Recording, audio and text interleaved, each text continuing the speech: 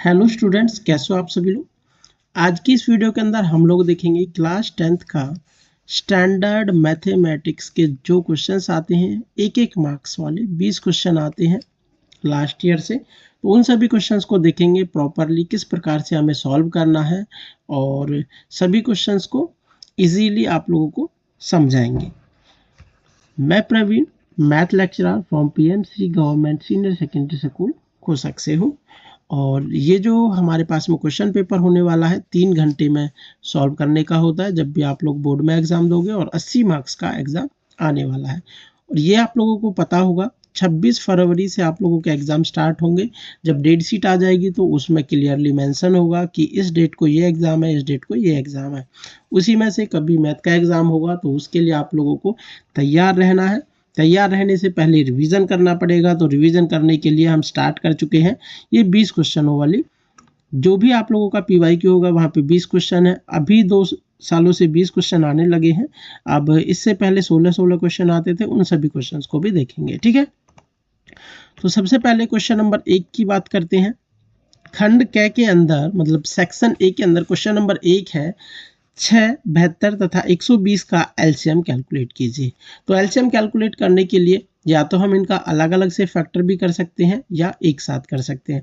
तो इस क्वेश्चन के अंदर हम एक साथ ही फैक्टर कर देंगे 6, 72 और 120 का। सबसे पहले हम स्टार्ट करते हैं छोटे वाले प्राइम नंबर, मतलब 2 से स्टार्ट करेंगे। तो 2 से ये 3 बार होता है, ये 36 बार हो जाएगा, ये 60 बार हो जाएगा। फिर 2 से करेंगे, 3 तो नहीं हो पाएगा, एज इट इज आएगा, ये 18 हो गया, ये 30 हो गया।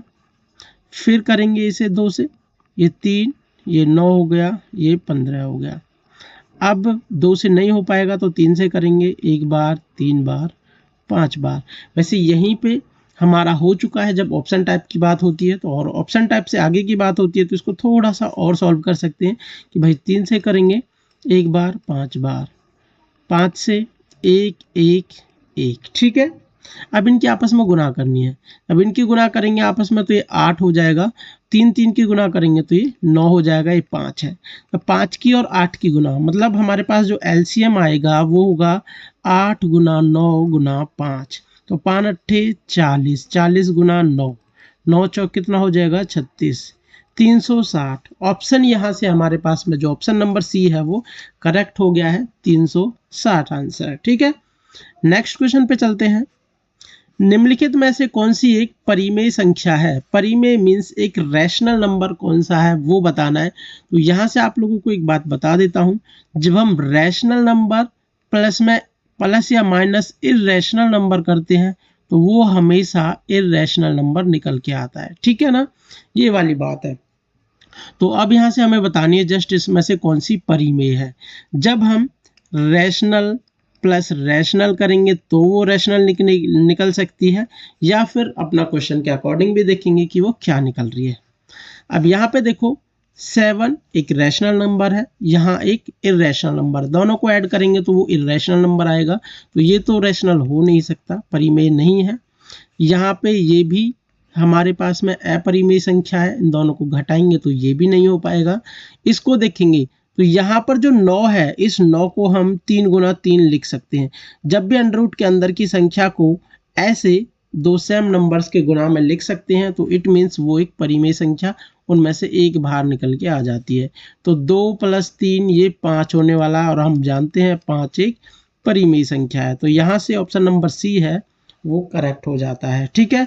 या फिर हम ये कह सकते हैं अंडर रूट के अंदर यदि हमारे पास कोई पूर्ण वर्ग वाली संख्या है, लाइक 1, 4, 9, 16, 25, 36, इस टाइप की कोई संख्या है अंडर रूट के अंदर, तो वो हमेशा एक परिमेय संख्या होती है, ठीक है। वो बाहर निकलती है तो उसका जो वर्गमूल होता है उनमें से एक बाहर निकल जाता है। जैसे 3 गुना 3 9 था तो 3 गुना 3, इसमें से एक 3 बाहर आया। 4 था तो 2 गुना 2 लिख सकते थे, एक 2 बाहर आता। 16 होता तो 4 गुना 4 होता, एक 4 बाहर आता, ठीक है ना, ऐसे ही। अब यहाँ पे हमारे पास क्वेश्चन नंबर 3 है। एक द्विघात बहुपद जिसके शून्यकों का योग तथा गुणनफल क्रमशः 4 और 1 है।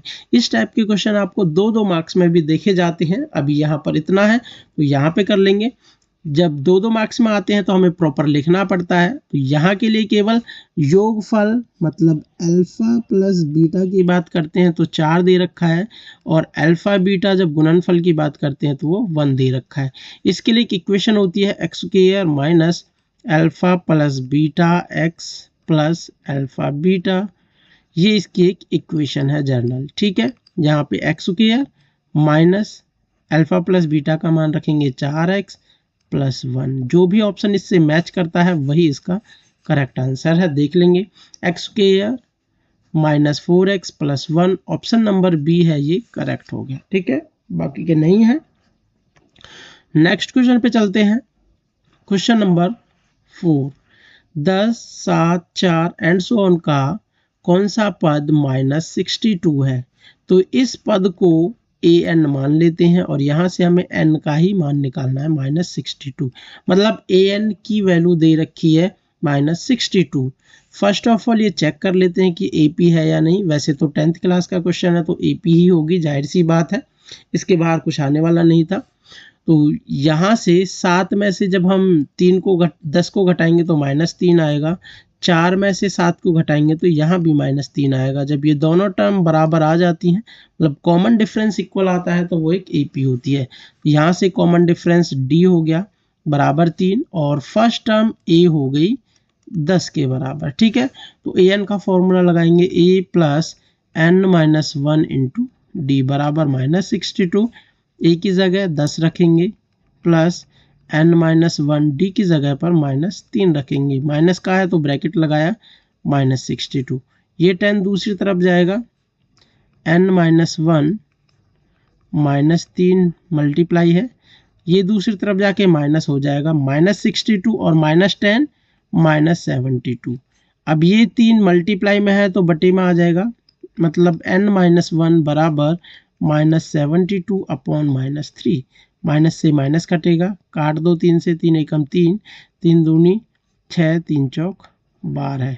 इस n1 को दूसरी तरफ ले जाएंगे तो प्लस का हो जाएगा, n बराबर 25।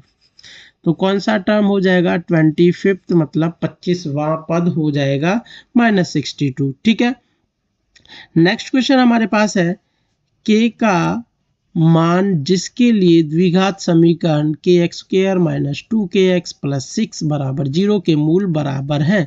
मतलब value of k for which the quadratic equation kx² - 2kx + 6 has the equal roots। Equal root होने के लिए, इक्वल रूट कब होता है? जब डिस्क्रीमेंट बराबर 0 हो जाता है। d की वैल्यू जब 0 हो जाती है तो हमारे पास में मूल बराबर होते हैं। तो d का मान रखेंगे, मतलब वह फॉर्मूला लगाएंगे b² - 4ac बराबर 0। यहाँ से b का मान निकालेंगे तो यहाँ पर ये 2k -2k b का मान आया, इसका स्क्वायर -4, a की जगह पर ये k दिख रहा है और c की जगह पर यहाँ पर ये 6 दिख रहा है, बराबर 0 रखा तो ये हो जाएगा 4k² -6 चौक 24 k बराबर 0।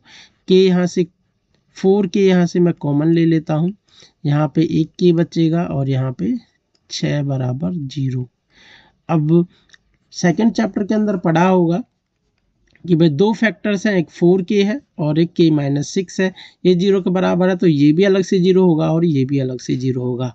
मतलब 4k बराबर 0 तो k का मान एक तो 0 आ गया, और इसको रखेंगे तो k - 6 बराबर 0, यहाँ से k बराबर 6 आ जाएगा। ठीक है, तो ऑप्शन यहाँ से A करेक्ट हो गया है, k बराबर 6। ठीक है, k का मान 0 भी अगर ऑप्शन में होता कहीं तो वो भी करेक्ट हो जाता, लेकिन वो नहीं दे रखा तो हमारे पास में k बराबर 6 करेक्ट हो गया। नेक्स्ट है क्वेश्चन नंबर 6, स्टैंडर्ड मैथ का है और काफ़ी इजी क्वेश्चन है, ज़्यादा हार्ड वार्ड कुछ नहीं आता है। बिंदुओं -5, 7 और -1, 3 के बीच की दूरी कैलकुलेट करनी है। तो इसके लिए हमें दूरी सूत्र लगाएंगे x2 - x1 का whole square plus y2 - y1 का होल स्क्वायर, ये दूरी सूत्र होता है। जो इसका आंसर आएगा वही हो जाएगा। दूरी सूत्र मतलब डिस्टेंस निकालना था, डिस्टेंस फॉर्मूला निकालना है, इंग्लिश मीडियम वालों के लिए ये है। तो यहाँ पे वैल्यूज रखेंगे, ये x2 है -1 और यहाँ माइनस का 5 है, माइनस माइनस प्लस 5 हो जाएगा इसका होल स्क्वायर, प्लस में y2 की जगह ये 3 माइनस में 7 इसका स्क्वायर, ये टोटल पे अंडर रूट आ गया। अंडर द रूट इनको घटाएंगे तो 4 आ जाएगा, 4 का स्क्वायर 16 प्लस यहाँ भी माइनस का 4 आएगा, माइनस के 4 का स्क्वायर करेंगे तो वो भी 16 हो जाएगा। ठीक है, तो ये अंडर द रूट 32 हो गया। जब हम अंडर रूट 32 को सॉल्व करेंगे, मतलब इसको 32 को या तो वैसे लिख सकते हैं फैक्टर मेथड से सॉल्व करेंगे, तो लाइक जैसे वैसे अगर डायरेक्ट देखा जाए तो इसको 4√2 आने वाला है इसका आंसर। अगर अभी भी किसी पर नहीं आता है तो ऐसे देख सकते हैं, लाइक 2 से करेंगे तो इसको 16 आएगा, 2 से करेंगे तो 8 आएगा, 2 से करना है तो 4 आएगा, फिर 2 से 2 आएगा और 2 से यहाँ पर फिर 1 आ जाएगा। 2 2 का जोड़ा बनाना, 1 2, यहाँ से 2 बाहर आ जाएगा, यहाँ से 2 बाहर आ जाएगा, ये अंडर रूट के अंदर रह जाएगा। ठीक है, तो 2 दूनी 4√2, इस प्रकार से ये हमारे पास में अंदर रह गया है। ठीक है, अब क्वेश्चन नंबर 7 पे चलते हैं। इसका आंसर हो गया है 4√2, ऑप्शन नंबर बी करेक्ट है। नेक्स्ट हमारे पास है 7th चैप्टर और 7th क्वेश्चन, त्रिभुज ABC और DEF में हम त्रिभुज बना लेते हैं। पहले त्रिभुज ABC और त्रिभुज क्या है DEF। बात करते हैं एंगल B एंगल E के बराबर है, जो एंगल B है वो एंगल E के बराबर है। एंगल C, इस एंगल की बात कर रहे हैं, एंगल F के बराबर है। और AB बराबर DE, जो AB बराबर है मतलब ये वाली साइड है वो बराबर हो गई है DE के, ये साइड आपस में बराबर हो गई है। मतलब यहाँ से side angle angle, side angle angle, इस वाली प्रॉपर्टी की बात कर रहे हैं कि भाई ये हमारे पास में, हमने 9th क्लास के अंदर आप लोगों ने देखा होगा एंगल साइड एंगल होता है, साइड एंगल साइड वाली प्रॉपर्टी होती है, और एंगल एंगल साइड या फिर साइड एंगल एंगल, और साइड साइड साइड, और एक होती है RHS। ये 5 प्रॉपर्टीज होती हैं। यदि आपस में बराबर हो जाती हैं तो उस त्रिभुज को हम कहते हैं सर्वांग सम त्रिभुज, इंग्लिश में बोले तो कॉन्ग्रुएंट ट्रायंगल कहते हैं, नीचे भी दिख रहे होंगे यह कॉन्ग्रुएंट ट्रायंगल। तो यहाँ से साइड एंगल एंगल, इस वाली प्रॉपर्टी का यूज करते हुए हम कह सकते हैं कि ये वाला त्रिभुज कॉन्ग्रुएंट तो हो गया, कॉन्ग्रुएंट मतलब सर्वांग सम तो हो गया, ये सर्वांग सम हो गया, यहाँ सर्वांग सम है, ओके है, यहाँ सर्वांग सम नहीं है मतलब ये गलत हो गया, सर्वांग सम मना कहा किया गया है, वो ऑप्शंस गलत हो गए। अब ए और बी ऑप्शंस की बात है। एक प्रॉपर्टी और होती है, जब भी कोई सर्वांग सम त्रिभुज होता है तो वो समरूप जरूर होता है, ये एक प्रॉपर्टी है। यदि कोई सर्वांग सम है तो वो समरूप जरूर होगा। इट मीन्स इसका ऑप्शन नंबर 1 करेक्ट है। सर्वांग सम तो है, दैट मीन्स वो समरूप भी है, मतलब कॉन्ग्रुएंट है तो वो सिमिलर होगा। यहाँ पे ऑप्शन नंबर 1 है, similar as well as congruent. ठीक है भाई, अब हमारे पास नेक्स्ट है, यदि एक बिंदु P से O केंद्र वाले किसी वृत्त पर PA PB स्पर्श रेखाएं परस्पर 80 डिग्री के कोण पर झुकी हुई है। मतलब क्या कह रहा है, कोई बिंदु P है, यहां से वृत्त पर कोई स्पर्श रेखाएं खींची गई हैं, तो ये P है, यहाँ A, ये B, ये स्पर्श रेखाएं हैं इसकी, ये केंद्र O है। तो ये इन दोनों के बीच में 80 डिग्री का एंगल बना रहा है, झुकी हुई है, तो एंगल POA बराबर होगा POA। जब इस चीज को हम मिलाएंगे तो इस चीज का एंगल निकालना है कि भाई ये वाला एंगल कितना होगा। ठीक है, साफ बात है। जब हम बात करते हैं इस टोटल एंगल की और इस टोटल एंगल की, इन दोनों का जोड़ 180 डिग्री होता है। अब यहाँ वाला 80 हो गया तो ये वाला एंगल कितना हो जाएगा, 100 डिग्री हो जाएगा। आप लोगों को पता होना चाहिए कि भाई जो स्पर्श रेखाएं होती हैं उन दोनों के बीच का एंगल, स्पर्श रेखाओं के बीच का एंगल, जिसको हमने एंगल APB बोला गया है, प्लस में और केंद्र पर बना हुआ एंगल AOB, उन दोनों का जोड़ 180 डिग्री होता है। ये 80 दे रखा है तो ये एंगल AOB बराबर 180, इसको घटाएंगे तो एंगल AOB, ये इतना कैलकुलेशन करने वाला नहीं था, यहाँ से यहाँ तक तो 100 आ गया। मतलब ये टोटल तो 100 है लेकिन हमें आधा पूछा हुआ है यहाँ पर, तो आधा पूछा हुआ है तो 100 का आधा कर देंगे, मतलब 50 डिग्री की बात कर रहे हैं। तो यहाँ से ऑप्शन नंबर ए करेक्ट हो जाएगा। इस समझाने में थोड़ा सा टाइम लग जाता है बेटा, ठीक है, तो इजीली आप लोग कर सकते हो अगर आता है तो। इस एंगल का जो बीच में बना हुआ है स्पर्श रेखाओं के प्लस में केंद्र पर बना हुआ एंगल, उन दोनों का जोड़ 180 होता है। 80 तो ये दे रखा था तो बाकी बचा 100 हो गया, सिंपल सी बात है, और आधा निकालना था उसका तो वो 50 हो गया, ठीक है। ऐसे ही हमारे पास क्वेश्चन नंबर 9 है। 5 सेंटीमीटर त्रिज्या वाले एक वृत्त के बिंदु P पर स्पर्श रेखा PQ केंद्र O से जाने वाले किसी एक रेखा से बिंदु Q पर इस प्रकार मिलती है कि OQ बराबर 12 सेंटीमीटर है। PQ की लंबाई ज्ञात करनी है।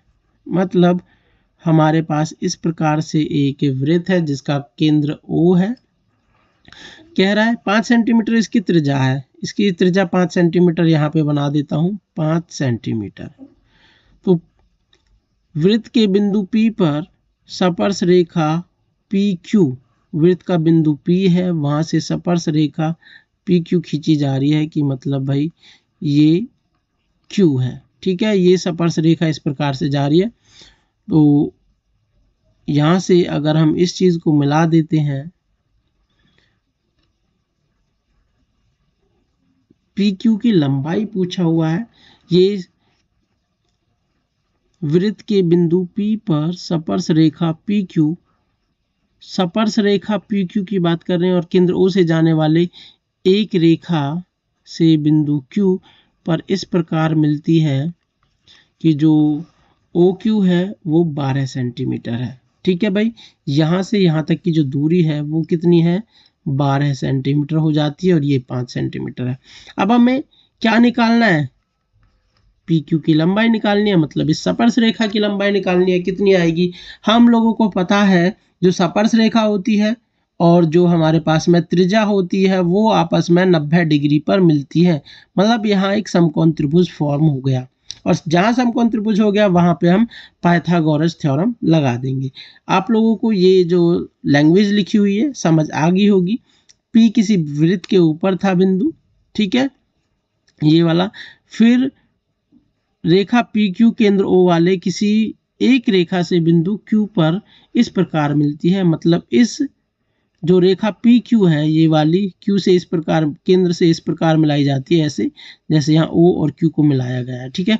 इस प्रकार मिलाई जाती है कि OQ की लंबाई 12 सेंटीमीटर हो जाती है, जैसा कि यहाँ पे लिखा हुआ है O और Q, ठीक है, इनको मिलाया गया था।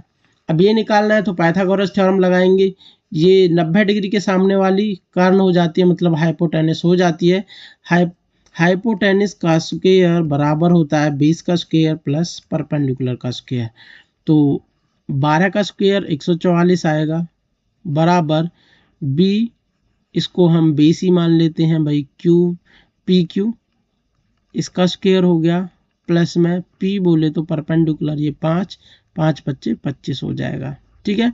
अब हमें PQ का स्क्वायर कैलकुलेट करना है। इस 25 को दूसरी तरफ लेके जाएंगे, 144 में से 25 घटाएंगे तो 119 हो गया। PQ बराबर √119, ठीक है भाई। ऑप्शन नंबर डी यहाँ से करेक्ट हो गया है। आशा करता हूँ समझ में आ गया होगा। नहीं आते हैं कोई चीज़ें तो कमेंट सेक्शन में कमेंट करके भी पूछ सकते हो, और जो मेरे स्कूल के बच्चे हैं उनको तो मैं स्कूल में भी समझा दूंगा, ठीक है भाई। अगर कहीं भी प्रॉब्लम आती है तो पूछ सकते हो।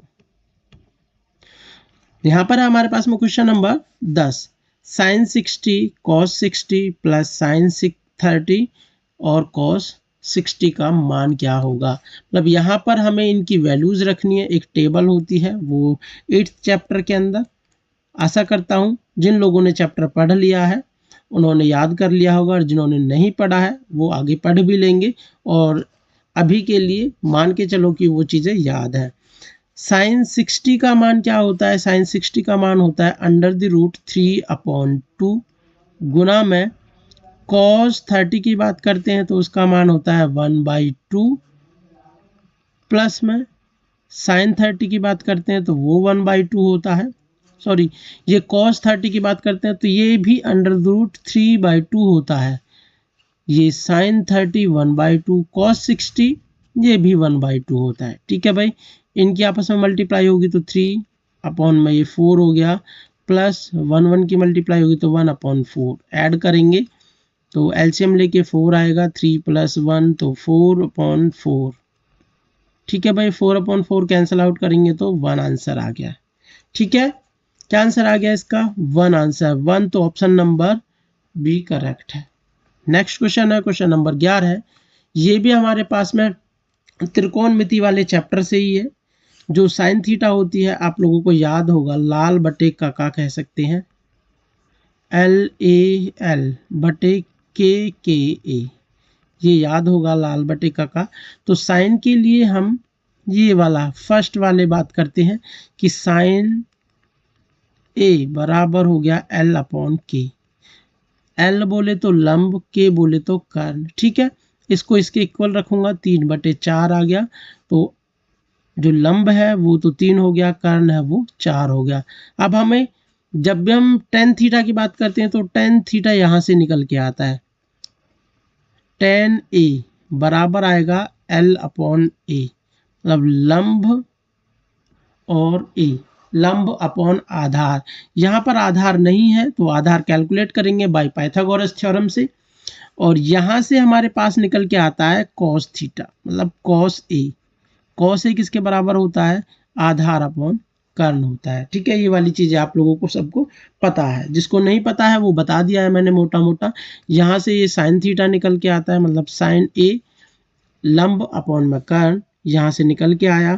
पाइथागोरस थ्योरम क्या कहती है, कर्ण का स्क्वायर बराबर लंब का स्क्वायर प्लस आधार का स्क्वायर। अभी ऊपर वाले क्वेश्चन में भी लगाया है मैंने, यहाँ पर क्वेश्चन नंबर 9 के अंदर। ठीक है, यहाँ पे ये वाला लगाया था जो, तो यहाँ पे रख देंगे वैल्यूज। कर्ण एल की वैल्यू, के की वैल्यू 4 दे रखी है, 4 चौक 16 हुआ, बराबर लंब 3 है, 3 × 9 हुआ, प्लस में ए का स्क्वायर। ये दूसरी तरफ जाके 16 - 9 हो जाएगा, ए स्क्वायर तो 7 आया, ए के बराबर, ए स्क्वायर के बराबर 7 आया, ए के बराबर आ जाएगा √7। ठीक है, अब कुछ नहीं करना है, यहाँ पर वैल्यूज को रख देना। एल की वैल्यू कितनी है, 3 है, और ए की वैल्यू √7 है। तो tan a का मान आ गया हमारे पास में 3/√7। तो यहाँ से ऑप्शन नंबर ए करेक्ट हो गया। ठीक है भाई, नेक्स्ट क्वेश्चन पे चलते हैं। क्वेश्चन नंबर 12 है। ये काफ़ी इजी है, बुक में भी दे रखा है। 9 यहाँ से कॉमन ले लेंगे, और sec² a - tan² a, ये एक फॉर्मूला होता है। sec² a - tan² a 1 के बराबर हो जाता है। ठीक है भाई, ये आइडेंटिटीज होती हैं, 3 आइडेंटिटीज होती हैं, जहाँ पे एक होता है sin² a plus cos² a, ये 1 के बराबर होता है। एक होती है sec² a - tan² a, ये 1 के बराबर होती है। एक होती है cosec² a - cot² a, ये भी 1 के बराबर होती है। तो यहाँ से ये वाली प्रॉपर्टी लगी है, किसी और क्वेश्चन में ये वाली प्रॉपर्टी भी आ सकती है, ये वाली भी आ सकती है, तो रिमेंबर रखना है। ठीक है, ये 1 हो गया, यहाँ पे 9 मल्टीप्लाई है ये ऑलरेडी, तो इसका आंसर 9 हो गया। ऑप्शन नंबर बी करेक्ट है। ठीक है, नेक्स्ट क्वेश्चन है क्वेश्चन नंबर 12। काफी इजी क्वेश्चन है ये, तो क्षेत्रफल का फॉर्मूला पूछा हुआ है बस। त्रिज्या r वाले वृत्त के उस त्रिज्यखंड या फिर सेक्टर की बात कर रहे हैं। ठीक है ना, त्रिज्यखंड का क्षेत्रफल जिसका कोण कितना है P, वैसे हमें त्रिज्यखंड का क्षेत्रफल या सेक्टर का जो एरिया होता है उसका फॉर्मूला होता है थीटा अपॉन 360, मतलब थीटा की जगह पी दे रखा है, अपॉन 360 गुना में पाई आर स्क्वायर, यही होता है। हम मिला लेते हैं, यहाँ पे पाई आर स्क्वायर नहीं है, यहाँ भी पाई आर स्क्वायर नहीं है, यहाँ पाई आर स्क्वायर है, पी अपॉन 180, देखो 180 नहीं है, इट मीन्स ये भी गलत आ रहा है। यहाँ पे पाई आर स्क्वायर तो मिल गया, पी भी था, लेकिन यहाँ 180 है, ये भी गलत हुआ। वैसे तो यही ऑप्शन करेक्ट होने वाला है, लेकिन दिख नहीं रहा जैसे हो। तो यहाँ पे देखो ये पाई आर स्क्वायर है, पी भी है, यहाँ 2 एक्स्ट्रा है, यहाँ पे ये 272 है। जब इस चीज को 2 से हम काटेंगे, इसको 2 तिया 6, 2 छिक्के 12, 0, तो ये ही हमारे पास P upon 360 pi r square आने वाला है। ठीक है, तो इस प्रकार से ऑप्शन नंबर डी करेक्ट हो गया, area of sector of angle P degree. ठीक है भाई, नेक्स्ट हमारे पास है 6 सेंटीमीटर त्रिज्या वाले एक वृत्त के त्रिज्यखंड मतलब सेक्टर का एरिया निकालने की बात हो रही है, जिसका कोण कितना दे रखा है इस बार 60 डिग्री। तो अभी मैंने ऊपर बताया हुआ है ऑलरेडी, यहीं से आ गया एक नंबर का, मतलब एकदम सोने पे सुहागा जैसा हो गया। पी हो गया, पी का मान भाई 60 रख दो, 60 upon 360 into pi r square, r मतलब जो भी आएगा उनकी, स्क्वायर का मतलब होता है उनकी 2 बार गुना। आर कितनी है 6 है, तो 6 गुना 6 हो गया। अब इसको कट करूंगा तो 1 0 से 1 0 कटेगी, 6 से कट करूंगा तो 6 से 6 बार कटेगा, 6 से वापिस इसे काट देंगे, तो यहाँ पे कितना आ जाएगा, ये 6 पाई के बराबर आ गया। पाई का मान भी रख देंगे 22/7, 6 इंटू 22/7, ऊपर गुना कर दो 6 की, 6 दूनी 12 का 2 का 6 दूनी 12 और 1 13/7 सेंटीमीटर स्क्वायर। तो 132/7 सेंटीमीटर स्क्वायर कहाँ है, ऑप्शन नंबर फर्स्ट करेक्ट है। ठीक है भाई, नेक्स्ट हमारे पास है त्रिज्या 2.1 सेंटीमीटर वाले धातु के गोले का पृष्ठीय क्षेत्रफल कैलकुलेट करना है, या फिर surface area of A metallic sphere having radius 2.1 centimetre. Radius इसकी 2.1 सेंटीमीटर है, तब पृष्ठीय क्षेत्रफल, गोले का पृष्ठीय क्षेत्रफल निकालना है। क्या होता है भाई पृष्ठीय क्षेत्रफल, 4 पाई आर स्क्वायर। यहाँ पर हम फॉर्मूला लगा देंगे, 4 पाई की वैल्यू 22/7, आर का मान 2.1 इंटू 2.1, यहाँ पॉइंट हटाएंगे तो बटे में 10 आ जाएगा, ये भी पॉइंट हटाएंगे तो बटे में 10 आ गया। 7 से कट करेंगे, 7 या 21, अब यहाँ 3 आया, 21 है, 21 गुना 3 63 हो जाएगा, और 22 की और 4 की गुना करेंगे, वैसे ऊपर वाले की ऊपर गुना करेंगे, बटे में 100 आ जाएगा। ये 88 हो गया, गुना में 21 बटे में 100, इनकी आपस में जस्ट अब हमें गुना करनी है बस, और कुछ नहीं करना है। 88 की और 21 की गुना कर देते हैं यहाँ पर ऊपर, 88 गुना 21, 1 से करेंगे तो 8 8, फिर 2 से 8 दूनी 16, 8 दूनी 16 और 1 17, कितना आ गया, ये 8 आया, 8 6 14 का 4 का हो गया।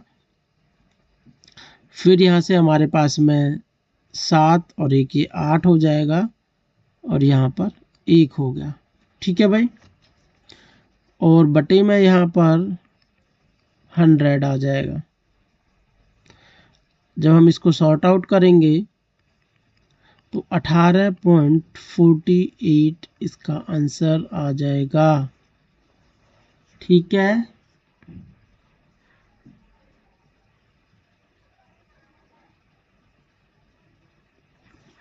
सॉरी,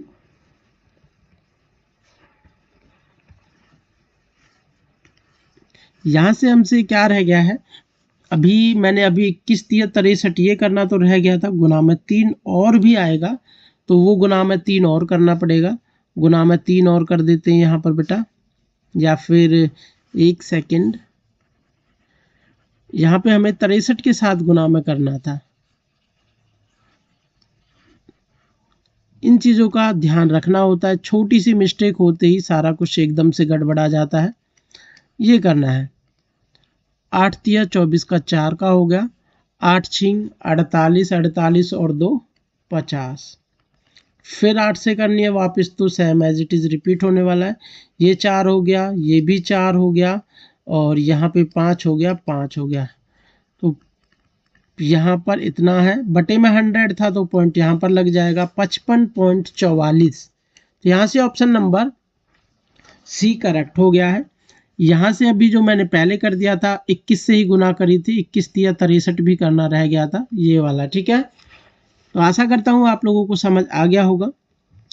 फिर है हमारे पास में क्वेश्चन नंबर 16। यदि किन्हीं आंकड़ों का माध्यक बहुलक क्रम से 11 और 17 है। माध्यक दे रखा है भाई, मतलब मीडियन कितनी दे रखी है, 11 दे रखी है, मॉड कितना दे रखा है, 17 दे रखा है। तो बोला हुआ है मीन कैलकुलेट करो। इसके लिए एक फॉर्मूला याद किया होगा आप लोगों ने कि माध्यक बराबर 3 माध्यक बराबर बहुलक प्लस 2 माध्य। इंग्लिश में बोले तो 3 मीडियन बराबर मॉड प्लस 2 मीन, ठीक है। यहाँ पे वैल्यूज को रख देना है बस। 3 इंटू माध्य का मान कितना है भाई, माध्यक का 11 है, बराबर बहुलक का मान कितना है 17, प्लस में 2 मॉड है ये माध्य। 11 तिया 33 में से ये 17 दूसरी तरफ जाएगा, घट जाएगा, बराबर 2 माध्य आएगा।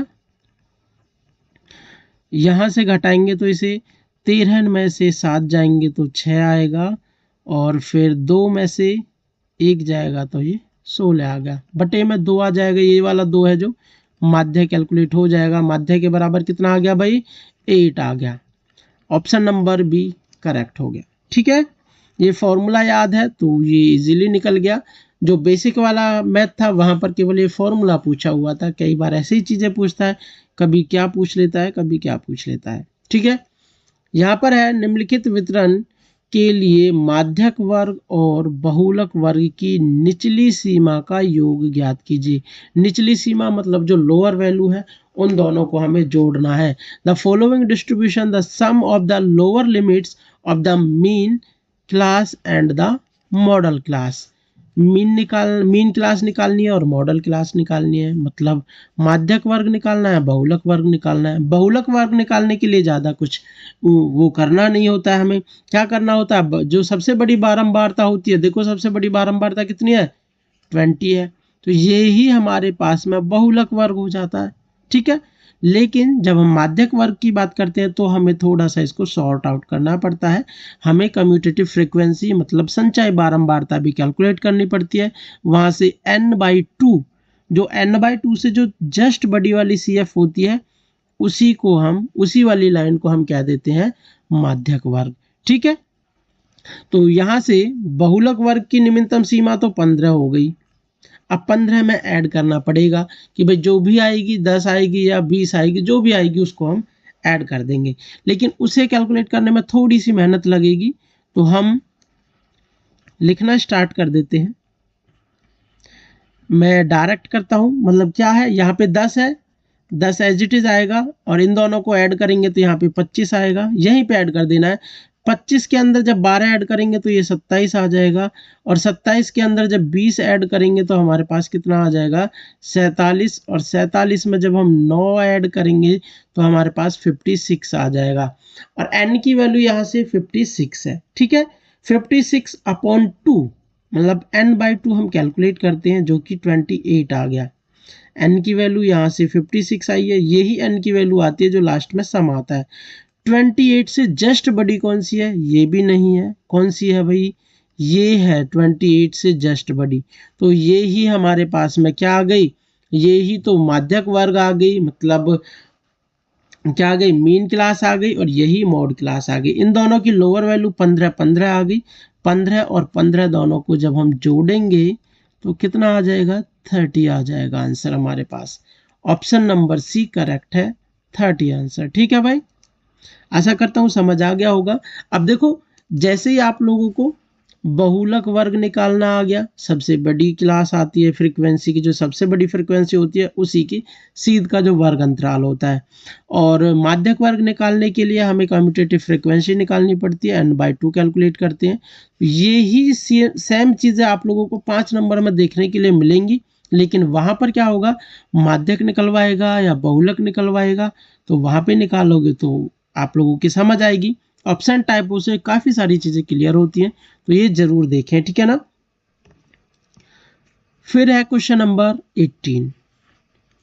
एक पासे को एक बार फेंका जाता है। जब हम एक पासे को फेंकते हैं तो 1 से लेकर 6 तक के नंबर्स आ जाते हैं, ठीक है, 1 2 3 4 5 और 6। अब विषम संख्या प्राप्त करने की प्रायिकता ज्ञात कीजिए। विषम संख्या इनमें से कौन कौन सी है भाई, 1 3 5, ये विषम संख्या है।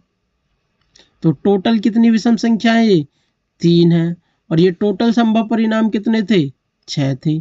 प्रायिकता निकालने के लिए क्या होती है, जो केस होता है उसके अनुकूल परिणाम और जो टोटल संभव परिणाम है अपॉन में कर देते हैं, मतलब अनुकूल परिणाम बटे संभव परिणाम। 3/6 कितना आंसर आ गया भाई, कट कर दो, 1/2 आंसर आ गया। कोई टफ रूल चीज़ें नहीं होती हैं कि कैसे करना है कैसे नहीं करना है, काफ़ी इजी होती हैं चीज़ें। फिर हमारे पास है क्वेश्चन नंबर 19। अभिकथन ए, √3 एक अपरिमेय संख्या का उदाहरण है। तो अपरिमेय संख्या कब होती है, मैंने बताया था, ऊपर भी बताया था अभी, कि हमारे पास में 1 4 9 16 25 36 इस प्रकार के जो नंबर्स हैं, इनको छोड़कर अगर किसी के ऊपर भी अंडर रूट चढ़ रहा हो तो वो अपरिमेय संख्या मिलेगी। लाइक 3 पे भी अंडर रूट है, और वैसे भी फर्स्ट चैप्टर के अंदर तो होता ही है, अंडर रूट 3 को प्रूफ करवाते हैं कि है कि अपरिमेय संख्या है। तो हाँ, ये एक अपरिमेय संख्या का उदाहरण है, ये तो ट्रू हो गया। आगे देखते हैं, सभी धनात्मक पूर्णांकों के वर्गमूल अपरिमेय होते हैं। क्या सभी धनात्मक पूर्णांक कौन से होते हैं, मतलब पॉजिटिव इंटीजर्स की बात कर रहा है, इंग्लिश में बोले तो पॉजिटिव इंटीजर्स कौन कौन से होते हैं, 1 2 3 4 5 6। क्या इन सभी का हम वर्गमूल ले लें, मतलब स्क्वायर रूट ले लें, अंडर रूट ले लें, तो क्या वो एक अपरिमेय संख्या होती है। जैसे अभी मैंने बताया, इन सभी का अगर मैं अंडर रूट लूंगा, √9 कितना हो जाएगा, 3 हो जाएगा, वो तो नहीं होती है क्या अपरिमेय संख्या। इनको छोड़कर कहता तब तो हम मान लेते कि हाँ ये एक अपरिमेय संख्या होती है, लेकिन इसने तो सभी की बात करी है, सभी धनात्मक पूर्णांक की, तो ये वाली बात तो करेक्ट कतई भी नहीं है, ठीक है। और ये इसी से रिलेटेड था, अगर इनको छोड़कर बात करता तो ये ठीक हो जाता, और अब इनको छोड़कर ही नहीं कह रहा तो ये गलत हो गया, ठीक है भाई। अभिकथन सही है, कारण गलत है, ये ऑप्शन देख लेंगे।